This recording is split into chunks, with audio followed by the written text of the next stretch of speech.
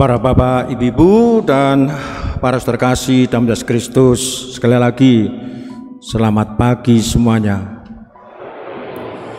Hari ini 4 September, minggu biasa ke-23, dan hari ini bertepatan dengan Minggu Kitab Suci Nasional. Minggu Kitab Suci Nasional yang mengingatkan kita semua selama September bulan ini kita diajak berfokus, kita diajak untuk berakrab dengan kitab suci.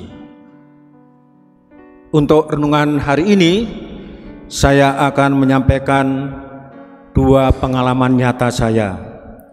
Saya akan cerita tentang dua pengalaman. Pengalaman yang pertama, di mana saya sangat-sangat menangkap bagaimana orang bukan Katolik menghargai kita umat Katolik. Baik pengalaman yang pertama maupun kedua, suasana seperti itu. Bahwa sejauh ini saya mempunyai pengalaman di mana orang-orang yang bukan Katolik, mereka sangat mengapresiasi, mereka sangat menghargai, mereka sangat memuji, bahkan sangat mengagumi orang-orang Katolik, mengagumi jemaat Katolik. Dulu ketika saya menjadi romo paroki di Serang, Banten, tahun 1995 sampai tahun 2000, ketika ada pertemuan bersama dari berbagai lapisan masyarakat di ruang pertemuan Polres Cilegon, ada seorang muslim, ada seorang staf senior dari kantor Departemen Agama di Gerem, Merak. Beliau berkata pada saya, beliau berkata begini, beliau seorang muslim, Pak Romo, saya ini sangat kagum loh kepada orang-orang Katolik atau orang-orang Kristen. Saya kagum kepada orang-orang Katolik atau orang-orang Kristen dalam membangun kebersamaan. Orang-orang Katolik itu rukun, kompak, saling tolong-menolong, dan juga bergotong royong dalam tindakan yang nyata. Begini Pak Romo, ini misalnya dalam bangun rumah ibadah atau bangun gereja, mereka orang-orang Katolik atau orang Kristen itu memberikan sumbangan atau menggalang dana demikian tekun, demikian kompak, sehingga rumah ibadah atau gereja itu segera terwujud tanpa harus meminta-minta uang di jalanan. Itu kata beliau, bukan kata saya. Beliau mengatakan begitu. Beliau begitu kagum. Bapak seorang senior muslim ini kagum sekali bahwa orang Katolik itu rukun, kompak, saling tolong-menolong, dan bergotong royong. Nah, pertanyaan saya, sungguhkah begitu kita orang Katolik?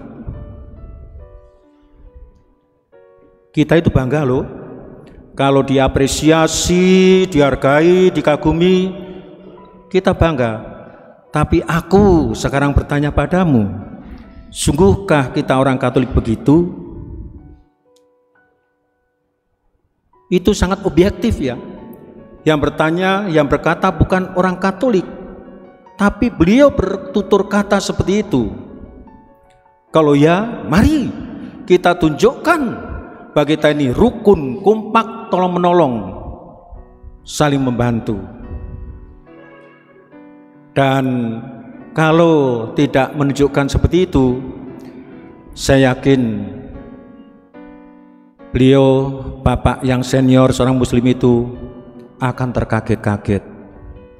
terkaget-kaget bahwa kok beda ya Pak Romo. Aku kan bilang kagum kepada Pak Romo, tapi apakah kenyataannya di dalam begitu? Jadi ini ya, suatu penghargaan sekaligus tantangan. Kita ditantang oleh suatu kesan, oleh suatu pendapat orang luar yang bukan kita. Bermula mereka kagum dan mengapresiasi, mari kita iakan kalau itu ya, memang kita demikian. Tapi kalau tidak, mari kita terus berefleksi, mengoreksi diri bahwa kita memang perlu menunjukkan apa yang dikagumi itu sungguh nyata dalam diri kita. Amin. Itu tantangan. Orang luar berpendapat seperti itu, orang luar terkesan seperti itu, kita diajak wujud nyatakannya. Lalu satu pengalaman lagi.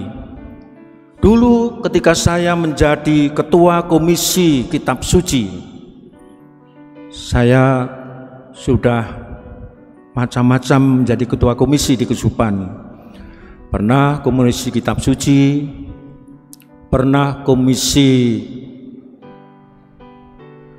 panggilan dan seminari, dan sekarang saya menjadi ketua komisi liturgi. Nah, dulu ketika saya menjadi ketua komisi kitab suci Kesupan Bogor, saya diundang untuk menghadiri acara syukuran ulang tahun LAI. Apa itu LAI? Lembaga Alkitab Indonesia, milik gereja-gereja Protestan yang kantornya ada di Jalan Ahmad Yani di Bogor Utara. Di kantor sana berkumpul ada pendeta-pendeta, entah bapak, entah ibu, tapi ada juga kadang-kadang kumpul romo-romo dan suster yang ahli kitab suci. Nah, dalam kata sambutan ulang tahun LAI itu, Bapak Pendeta mengapresiasi, menghargai, memuji, dan mengagumi gereja Katolik di Indonesia ini. Dalam kata sambutannya, Pak Pendeta bilang begini, sekarang ini, di zaman ini, gereja Katolik semakin besar perhatiannya dan kecintaannya, keakrabannya terhadap Alkitab, terhadap kitab suci. Memang ya, kalau secara kasat mata teman-teman Protestan lebih tampak bahwa mereka dekat, akrab dengan kitab suci dibanding dengan Katolik. Mereka kalau mau kumpul, mau kebaktian ke gereja, pasti mereka membawa kitab suci. Lalu bagaimana Katolik? Katolik juga sebenarnya cinta kitab suci. Dalam doa yang disusun, dalam nyanyian yang disusun, dalam bacaan-bacaan yang dibacakan, kitab suci. Tapi porsinya tidak setotal teman-teman Protestan. Mengapa teman-teman Protestan begitu fokus pada Alkitab dan kitab suci? Mengapa? Tahu? Karena pada mereka ada 3 pilar. Pilarnya bunyinya begini: hanya kitab suci, hanya iman, hanya rahmat. Titik. Only scripture, only faith, only grace. Titik. Atau dalam bahasa Latinnya sola scriptura, sola fides, sola gratia. Dalam hidup mereka menempuh 3 pilar ini: kitab suci, rahmat, iman. Maka jangan kaget, kitab suci, dan kitab suci menjadi fokus mereka. Bedanya kalau Katolik adalah Katolik menampilkan 3 sumber pengajarannya. Ada pengajaran dari tradisi gereja, ada pengajaran dari dokumen-dokumen yang dikeluarkan gereja, dan dari Alkitab yang kita miliki. Nah, kembali kepada Pak Pendeta tadi. Pak Pendeta berkata begini, sekarang ini, di zaman ini, Gereja Katolik semakin besar perhatiannya, kecintaannya, dan keakrabannya kepada kitab suci. Sejak tahun 1970-an, Gereja Katolik Indonesia melangsungkan acara tiap September, yaitu BKSN, Bulan Kitab Suci Nasional, sebagai wujud nyata dan konkret bahwa Gereja Katolik semakin besar perhatiannya, kecintaannya, dan keakrabannya kepada kitab suci. Nah, sekarang seperti tadi pertanyaanku, benarkah kita sungguh akrab dengan kitab suci seperti yang dikagumi Pak Pendeta tadi? Bagaimana akrab kitab suci? Saya tanya dulu, punya kitab suci enggak gitu loh. Aku sudah tanya akrab apa enggak, jangan-jangan malah enggak punya kitab suci, punyanya hanya buku tulis di rumah.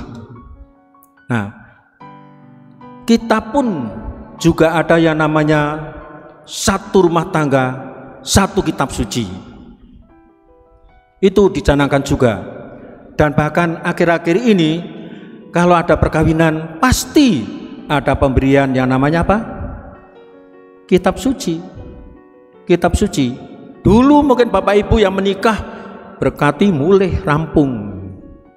Sekarang pasti di dalamnya ada pemberian kitab suci dengan maksud supaya memang kita jangan jauh dari kitab suci, tapi pakai dan hadirkan kitab suci dalam hidupmu. Jadi mari kita merenung, kita jawab, kita tunjukkan kekaguman Bapak Pendeta LAI tadi, Lembaga Alkitab Indonesia tadi.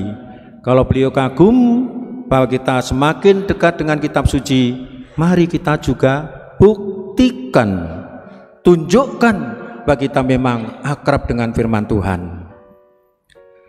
Ada yang bertanya pada saya, Romo meneriakkan ini dan mencanangkan ini, apakah ada dukungan-dukungan untuk mewujud nyatakan kecintaan pada kitab suci? Nah, kalau saya ditanya begitu, saya menjawab begini. Sekarang Keuskupan Bogor dan sekarang Komisi Kitab Suci, lalu juga paroki-paroki, betul-betul bekerja keras dan mengajak umat dekat dengan kitab suci. Satu, Bapak Uskup menyekolahkan romo-romonya untuk bidang kitab suci, dan bahkan mereka sudah selesai dan pulang ke tengah-tengah kita. Romo kita yang ahli kitab suci adalah satu, Romo Adi Indiantono, sekarang ada di Sukasari, beliau ketua Komisi Kitab Suci sekarang. Lalu satu lagi Romo yang masih anyar, 22 Agustus tahun yang lalu ditabiskan, yaitu Romo Yosef Kristinus Guntur. Beliau juga lulusan untuk kitab suci. Jadi keuskupan tidak hanya mengajak, tapi menyediakan SDM untuk mencapai sasaran itu. Lalu juga yang sangat mengagumkan di keuskupan ini atau juga di paroki ini, kita punya yang namanya KPKS. Kenal? KPKS, kursus pendalaman kitab suci Santo Yohanes Pembaptis atau penginjil ya, Santo Yohanes. Bahkan sekarang ini sudah angkatan ke-15 atau 16, bukan suatu yang baru. Dan saya sebagai salah satu yang tekun menjadi pengajarnya sampai hari ini. KPKS, ajakan untuk dekat kitab suci dihadirkan melalui KPKS, dan yang luar biasa sekarang pesertanya tidak hanya orang Bogor, tapi ada orang Pekanbaru, orang Pontianak, orang NTT ikut KPKS yang dilaksanakan di Bogor. Lalu yang aktif dalam kerasulan kitab suci adalah juga ada KKS, ada kursus kitab suci.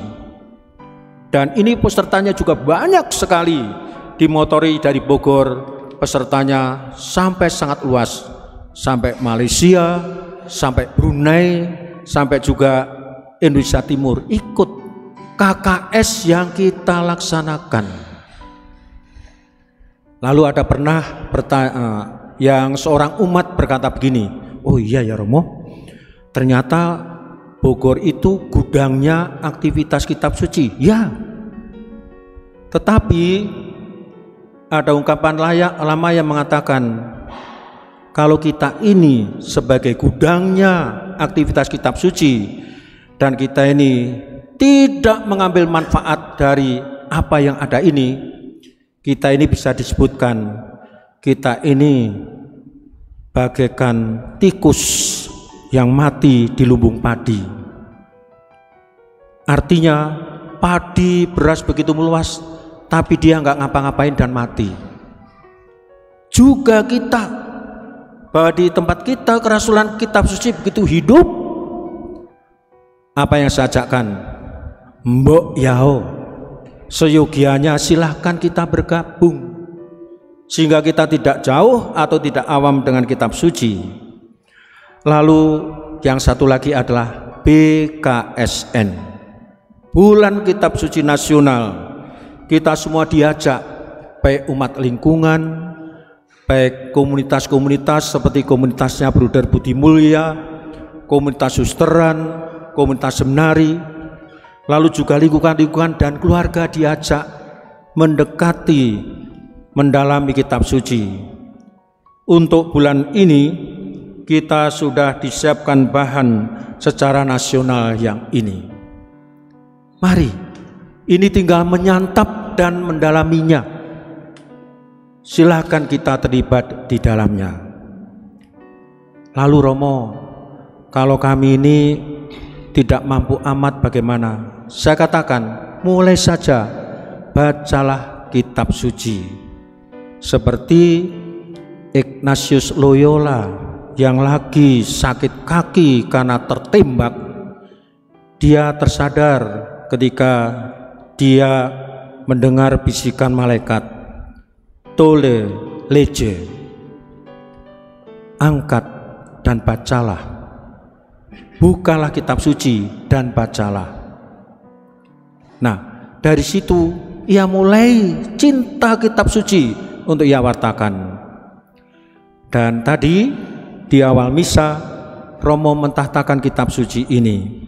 Harapan saya, ayo di keluarga-keluarga tahtakanlah Alkitab di keluargamu. Baca 1 atau 2 ayat untuk mendekati firman Tuhan. Mengakhiri untuk renungan pagi ini, kita buka puji syukur nomor 373. 373. Boleh saya dibantu oleh organis, kasih tone.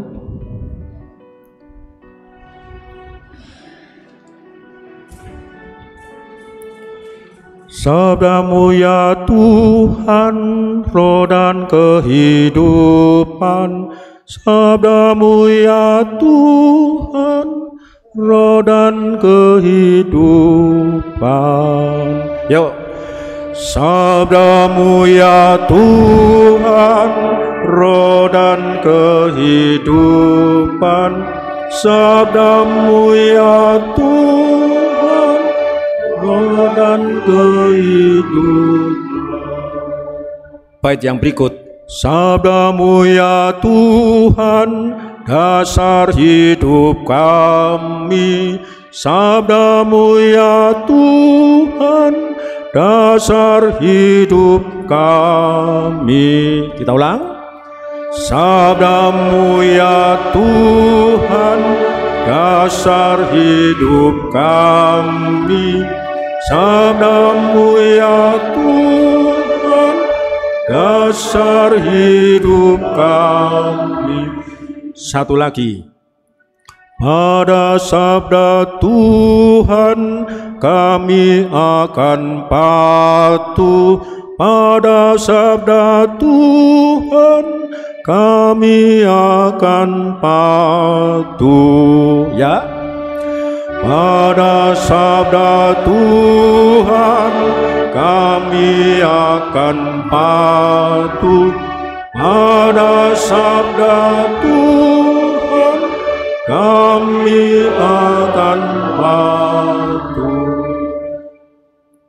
Paling akhir, kita dinasihati oleh Santo Hieronymus.